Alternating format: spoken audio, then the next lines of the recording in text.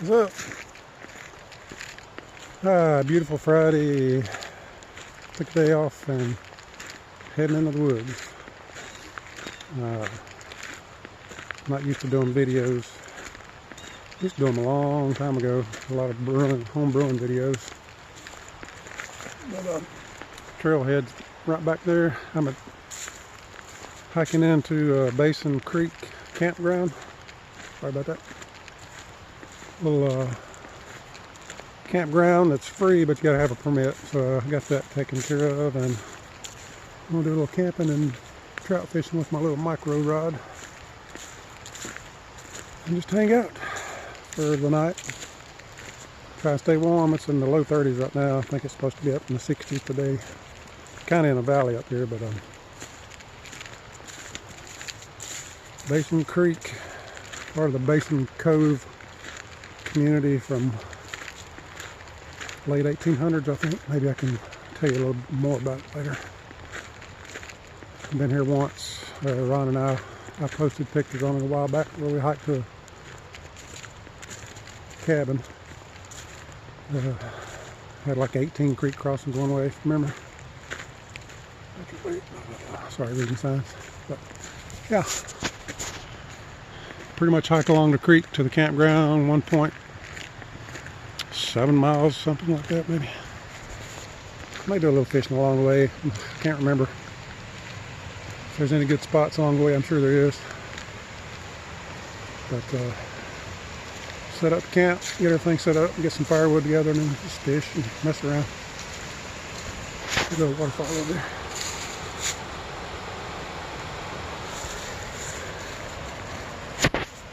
Alright, let's do this.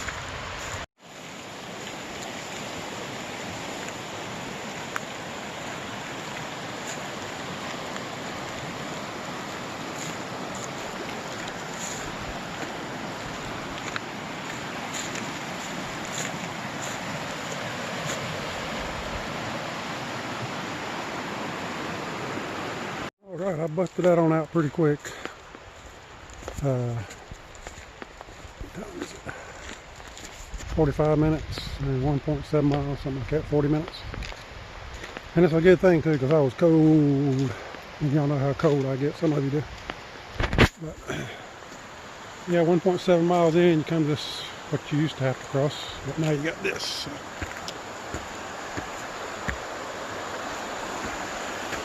And then right across this bridge is the campground.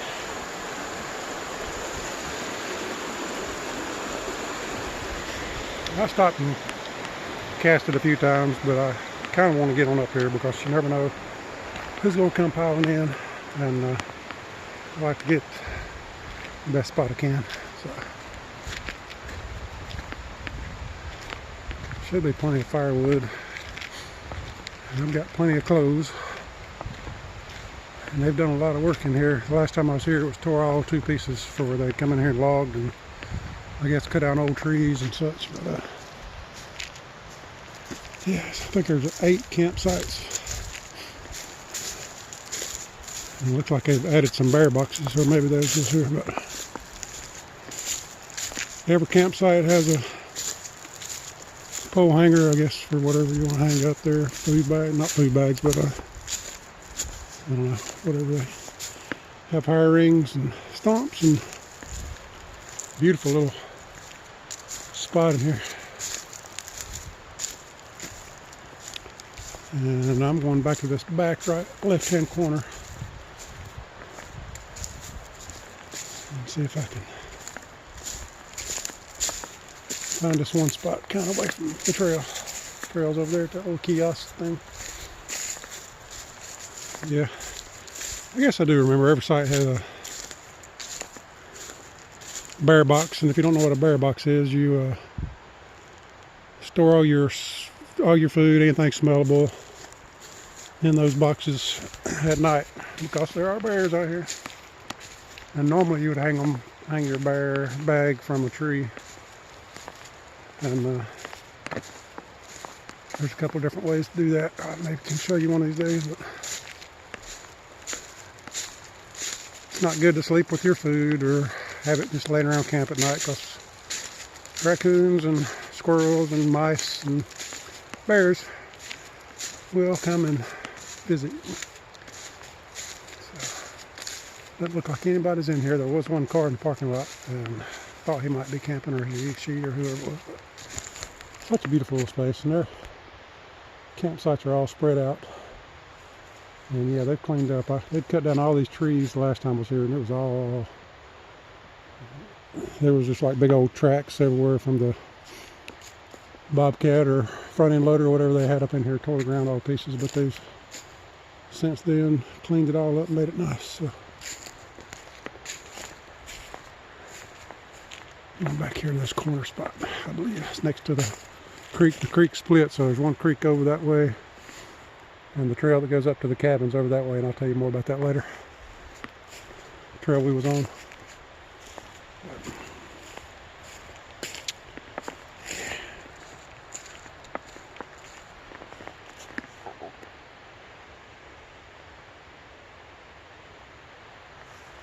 Oh yeah. May have a buddy show up in a little while. Joey might come out. There's the bear box for this campsite. There actually is another trail right here I forgot about. So that would be kind of close to the trail. But it is back here next to the creek. So,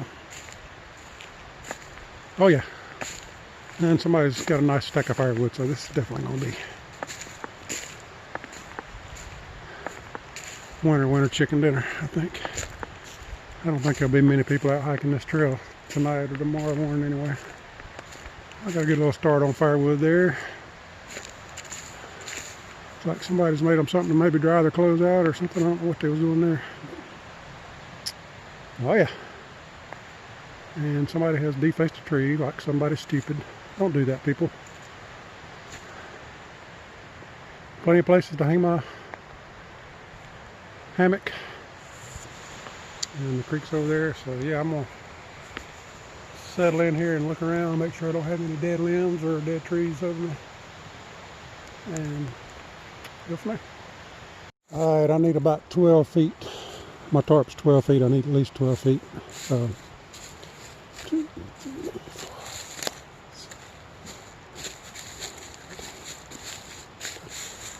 This tree to that tree is about 13, so no big dead limbs hanging over me, and people have come in and put nails up on these trees.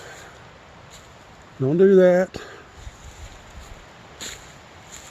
I use it to hang stuff on and everything, and I get it, but here's your little simple thing that I do, and I'm not going to use the nails because it bothers me. Just a small piece of rope. It's usually long enough, but I had to use some for the last trip. I got me a real lightweight aluminum hook I made. So I just strap it around a tree and put my hook and hang my bag on there, and I'll unpack from that. But don't nail into the trees, people.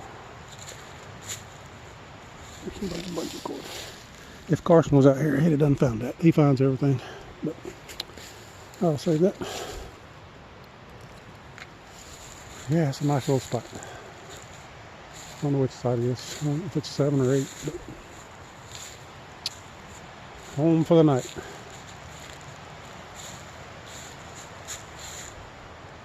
Get my tarp and all set up, and I'll show you that. Show you this. Thought I'd go ahead and show you this. This is my birthday present to myself this year, and I'm trying to go light as possible for my knees and just back problems and everything, so when I do these longer hikes I don't hurt so bad. But this is a Dyneema tarp. It's very lightweight. I've got it in a mesh sock right now, so it is a 12 foot by 10 foot 6 inches, I think, with doors, so I can be fully enclosed.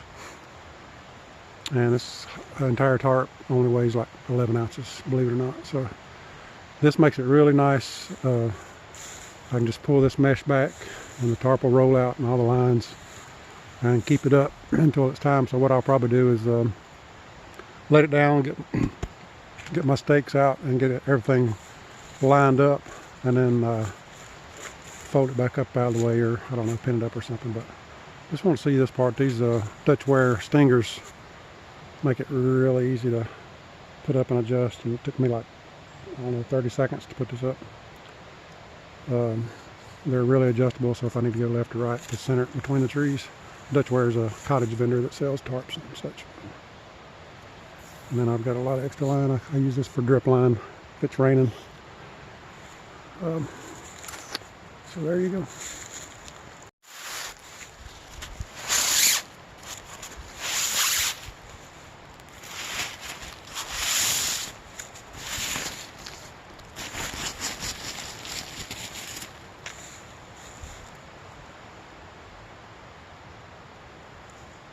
Alright, there's my palace tarp all set up.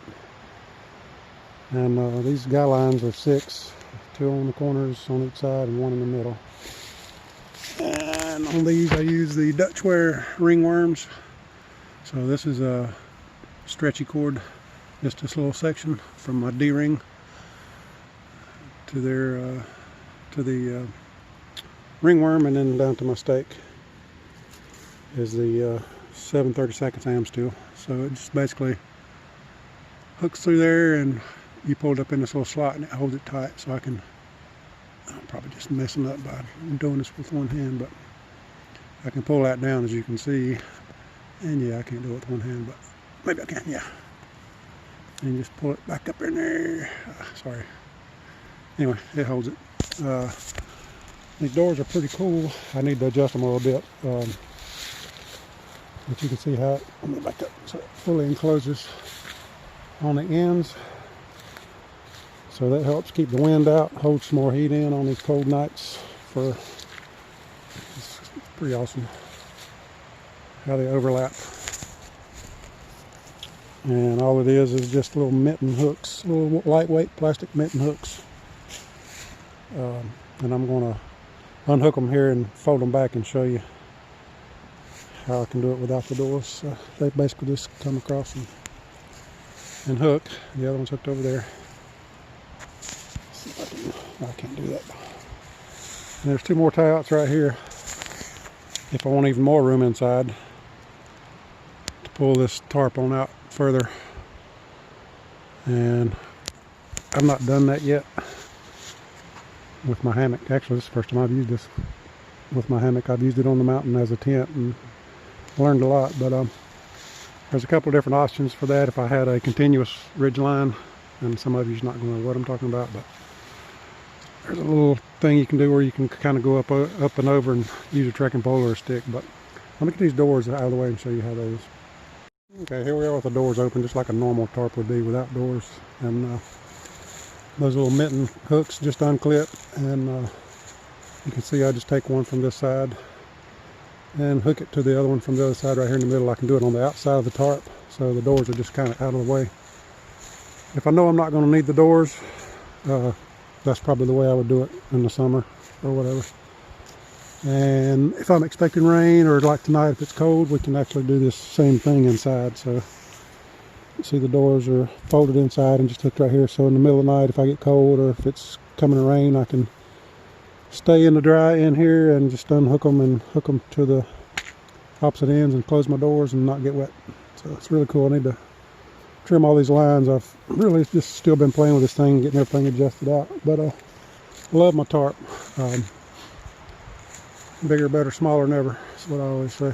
For my long self, 6'2", so it helps to have the extra room, and my 11-foot hammock and my 12-foot my 12-foot tarp does really well. So I got my camp chair set out. That's my luxury item I take on short hikes now. I don't usually carry it on long hikes anymore because it's 2 pounds, and like I said, I'm trying to save weight. But since this was just a short hike and I've got some of my stuff all strewn out, so I'm gonna go ahead and get the I think I'm gonna just leave this up and not put it back in the sock, but get my hammock up and you can see how that goes. Okay, hammock's up. I use straps with these Evo connections, so just a little strap hooked to the end of the strap and goes around and comes through. The knot comes through this open right here, and it will not come out.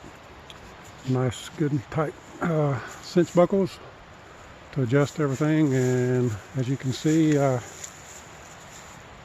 have my head in, which my head's gonna go on this side, about 6 or 8 inches lower than this end, my foot end, because my body will slide, or actually slide that way, because obviously all my weight from my torso is up here, so I get this end up higher, my feet up higher, and I may go even a little more. This is a Dream Hammock Raven with an integrated bug net. You can see all this with the sun the way it is, sorry. This unzips right here this way and that way. Same thing on the other side.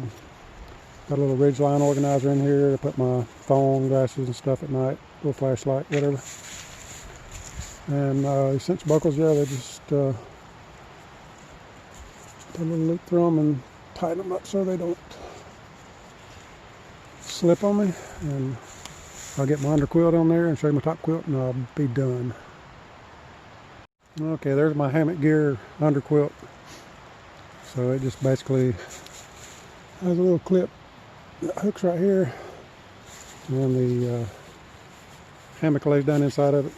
It's got elastic, and all this down right here, you can fluff it either way. The baffles, if I want more down, it's down in there, so I can move down towards my feet or towards my shoulders or whatever. Hooks on this end, and I think I said it was 20 degree. If I didn't, it's 20 degree rated, so keeps me nice and comfy. So that keeps me cold on the other side. And then my top quilt is a 20 degree down quilt with a zippered toe box, so I basically have this laying over top of me in the hammock, and I can zip that or unzip it. And it has a little tie on the end if I want to undo that for a little more area, and if I get hot or whatever. But I love this, both of them 20 degree, and I've had it down in 20s before, and it stays warm. And my little blow up pillows, one neck pillow and one to keep between my knees. And that's it, baby doll. That's it. I'll get all this other stuff cleaned up, all my bags put up, and my food bag and all. That's my food bag. I did bring my down hoodie or jacket with a hood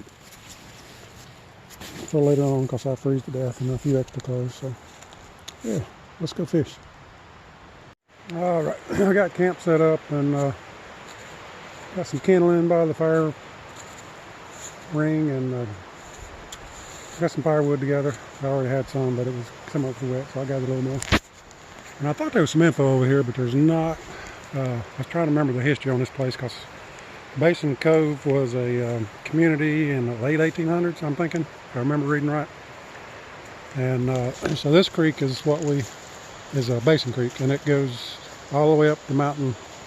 That's the one you cross like 18 times going up, and it goes up to Caudle Cabin, which is the only structure remaining. I think it was put back together. I don't think it's the original, but anyway, evidently there was a homestead, or homesteaders, whatever you call them, back in the day,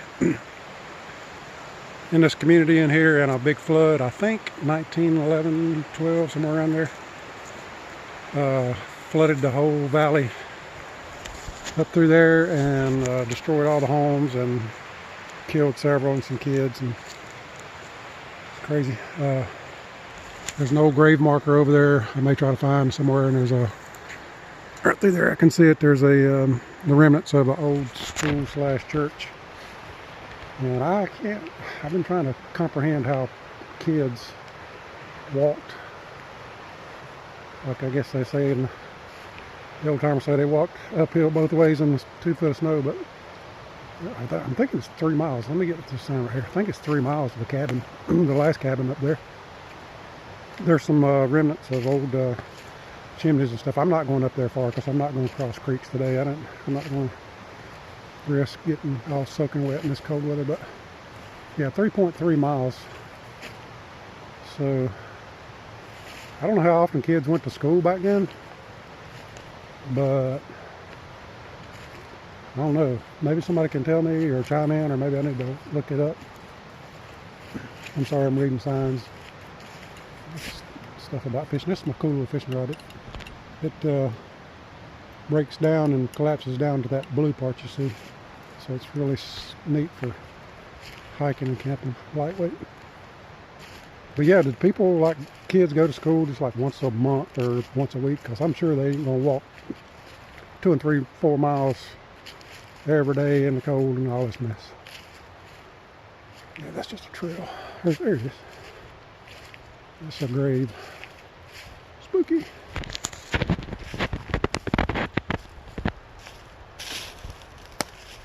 Alice, wife of Famine Caudle, May 18th, 1901 to something, July 16th, so 15-year-old.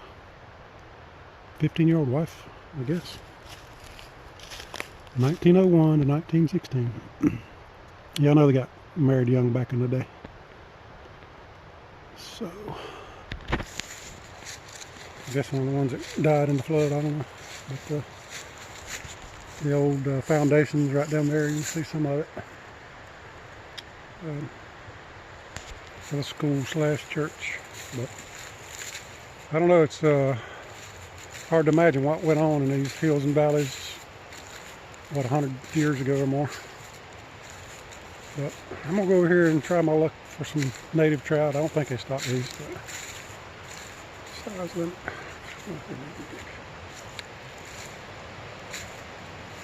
Try to catch some trout. I'm not gonna eat them, but catch and release. But see what we can get. I just want to show you around, give you a little history. Beautiful place, beautiful little place there. A lot of blowdowns. They've had a lot of windstorms and all this rain, I guess. Hadn't helped. Anyway.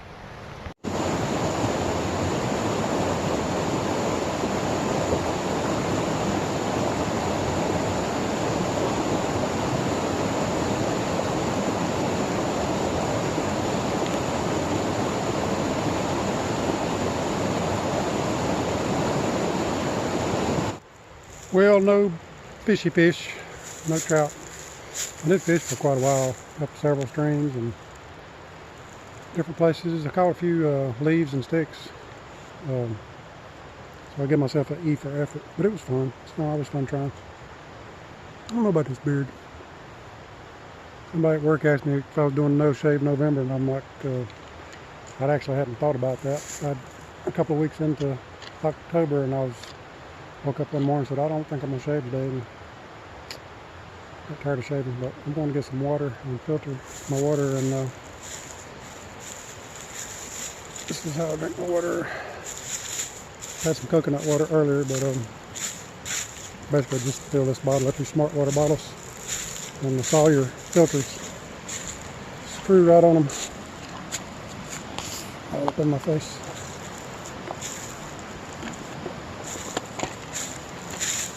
And this is the mid-size, so there's a Sawyer filter. This is the Sawyer Mini, and there's a Sawyer Micro. And the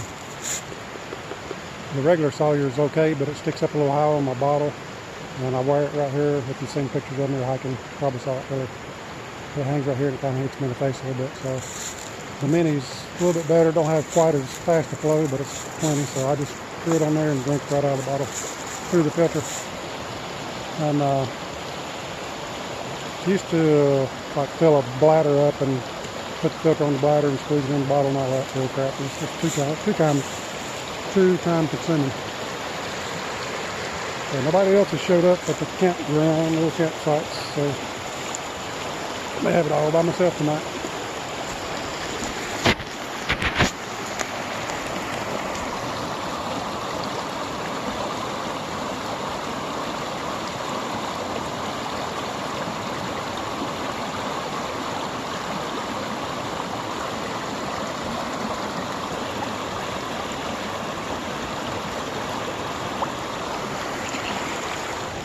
Need to rehydrate anyway.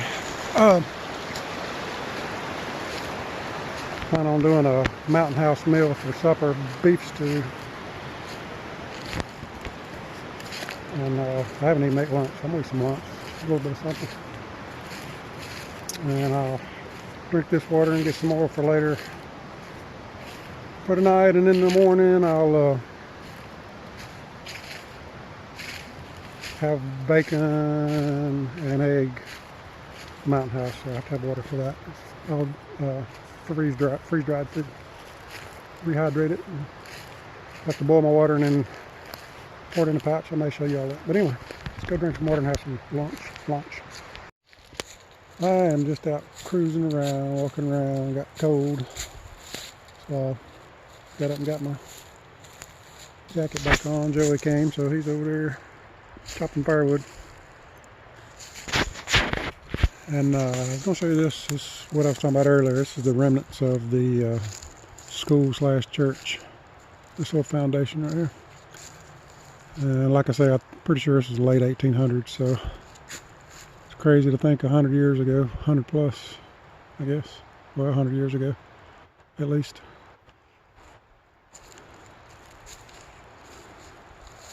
Seen a few people hiking around. I don't see nobody else camping other than me and Joey. So. All right, want to say hey. Hey, good morning. It is about 7:30 probably. It's a really good night's sleep. Stayed good and warm. Didn't look like a woolly bugger. And great trip. I didn't video anymore. Around the campfire, we got to chatting and solving the world's problems like men tend to do. But had a good meal, beef stew, and I got everything packed up. And I'm just out moseying around, fixing to head out and get on back to civilization as much as I dread it. But yeah, it's a great place. And other than the normal people suck. I don't know, just people leave trash in the fire rings and you're not supposed to, and they nail stuff up in trees, and I don't know, I just don't like it. But leave no trace. If you go out in the woods, when you leave, make sure you left it like you found it, or better. But yeah, it's a great place. I encourage you to get out, man. Just get out, walk, nothing else. You don't have to do all this stuff, camp and everything. Just walk. Get in touch with nature. Good for the soul. But anyway, let's get on out of here.